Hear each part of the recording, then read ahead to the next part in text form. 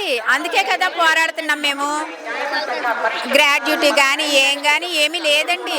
మాకు ఆ 11,500 వచ్చిందా, ఆ 11,500 తోటే. అమ్మ, ఇప్పుడు మీకు ప్రమాదవశాత్తు మీరు డ్యూటీలో ఉండగానే మీకు ఏమన్నా ప్రమాదం కానీ అలాంటిది ఏమన్నా జరిగితే గవర్నమెంట్ నుంచి మీకు ఏమైనా ఎక్స్గ్రేషియస్ ఏమన్నా ఉంటాయా? లేదండి, మేము ఇప్పుడు మేము ఇన్సూరెన్స్వి కట్టుకుంటే అవి మాకు వర్తిస్తాయని మొన్న చెప్పారు.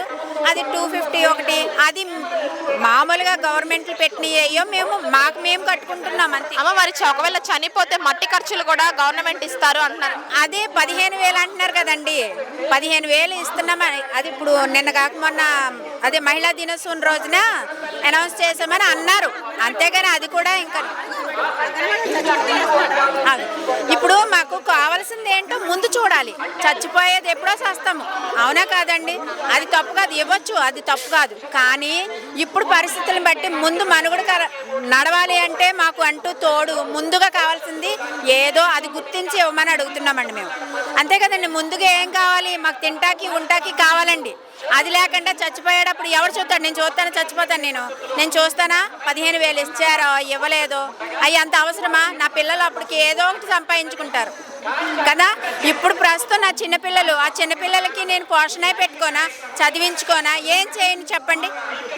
ఏమున్నదని చేస్తామండి? చాలా బాధాకరంగా అండి. ఆడవాళ్ళు బయటకు వచ్చి ఎంత పోరాటం చేయడం అనేది, బయటికి రానివ్వకుండా చేస్తేనే వాళ్ళకి ఎంతో ఆశీర్వాదం అండి, అంతే కదండి. ఆడపిల్లని ఎప్పుడు ఉసిరు పెట్టకూడదండి. మేము ఫస్ట్లోనే వాళ్ళు కూడా అదే అన్నారు, మేము ఇస్తామండి. ఎంత మేము వచ్చిన గవర్నమెంట్ వచ్చిన వెంటనే ఇప్పుడు 9 రోజుల్లో మీకు సంతకం పెట్టేస్తారు. 9 నెలలు అయింది కదమ్మా, మరి ఇప్పటి వరకు ఏమైనా స్పందించారా? అది స్పందించలేదు కాబట్టే మేము ఇలాగ ధర్నా చేస్తున్నామండి. ఇప్పుడైనా స్పందించాలని కోరుకుంటున్నాం. వారి మీద తిరుగుబాటు గట్ట ఏమీ లేదు. మాకు కావాల్సింది మాకు ఇమ్మని అడుగుతున్నాం, ఎక్కువ కూడా అడుగుతలేదు, అంతే కదా. అందరితో పాటు మేము ఇమ్మని అడుగుతున్నాం. గవర్నమెంట్ టీచర్లు ఉన్నారు, వాళ్ళందరూ అసలు ఏనాడైనా బయటకు వస్తారా? రారు. మమ్మల్ని ఎందుకు అలా బయటకు రప్పించడం? మమ్మల్ని కూడా గుర్తించాలి. అంగన్వాడీ టీచర్ అంటే గుర్తింపు లేదండి. అంగన్వాడీ టీచర్ అంటే అమ్మతో సమానం. చిన్ని బిడ్డ కాడి నుంచి వాడు ఏడ్చినా ఏం చేసినా, గర్భిణీ స్త్రీలు, బాలింతలు, వీళ్ళందరూ పోషణ చూస్తున్నాం. మా పోషణ చూడాలి కదండి.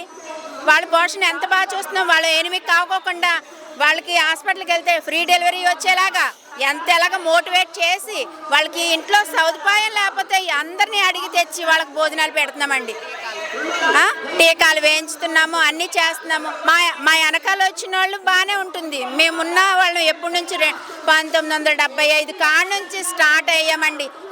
500 నుంచి 75 రూపాయలు ఫస్ట్. మేమైతే వచ్చింది 500 కాడ నుంచి వచ్చామండి. అప్పటి నుంచి ఇప్పుడు వరకు ఎందుకని చేస్తున్నాము? పిల్లల కాడ చేస్తున్నామంటే ఏదో రకంగా పై వాళ్ళు ఇంకా చూస్తారు, మాకు ఇస్తారు అనే నమ్మకంతో చేస్తున్నామండి. మేము ఇలా తిరుగుబాటు చేయాలని మాకైతే కోరిక లేదు, కానీ మాకు ఇవ్వాల్సింది మాకు ఇమ్మని అడుగుతున్నాం.